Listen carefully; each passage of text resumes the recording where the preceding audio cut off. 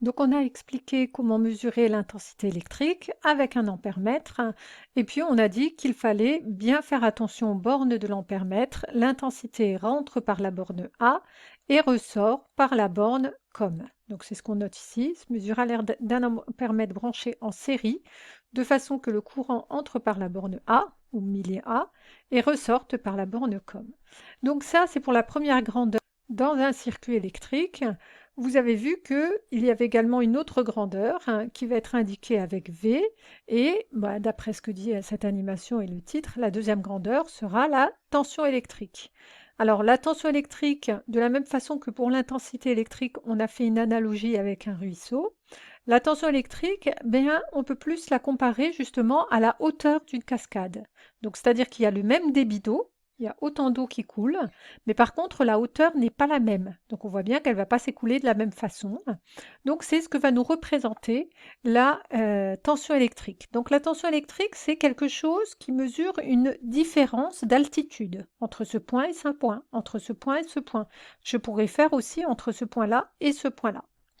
Donc c'est ce qu'on va noter pour le moment dans le cours. La tension électrique, c'est la pente d'un ruisseau, plus précisément d'une cascade. Ça détermine un petit peu à quelle vitesse ou alors avec quelle force va couler cette cascade.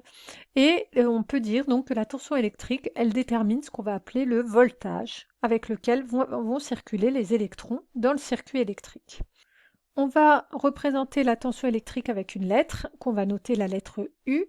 Et puis cette tension électrique aura une unité. Son unité, ce sont des volts qu'on note avec la lettre V. Donc on peut mettre ça sous la forme d'un petit tableau. Et puis comme pour la cascade, vous avez vu tout à l'heure, on a dit que c'était la différence entre deux niveaux d'altitude. Eh bien, cette tension U, ce sera la même chose. Ce sera la différence entre deux endroits du circuit. Ce qui fait qu'un voltmètre, il va falloir venir le brancher. Par exemple, si je veux connaître une tension, c'est pas en un point donné, c'est entre deux points. Donc je peux vouloir connaître la tension aux bornes de cette lampe ou aux bornes de cette pile ou aux bornes de cet interrupteur. Donc elle se fait entre deux endroits. On utilise donc un voltmètre cette fois, donc c'est toujours le multimètre, mais on va le mettre en fonction voltmètre.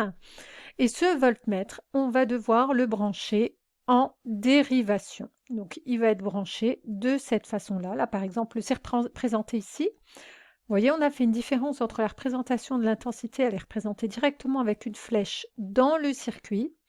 La tension électrique, elle est représentée par une flèche à côté du circuit. Comme ça, il y a un point qui indique un point du circuit et l'autre bout de la flèche indique le deuxième point du circuit.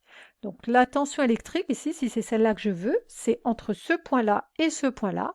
Donc je vais venir brancher mon voltmètre justement entre ce point-là et ce point-là. Et voyez que le voltmètre, contrairement à l'ampèremètre, il est branché en dérivation.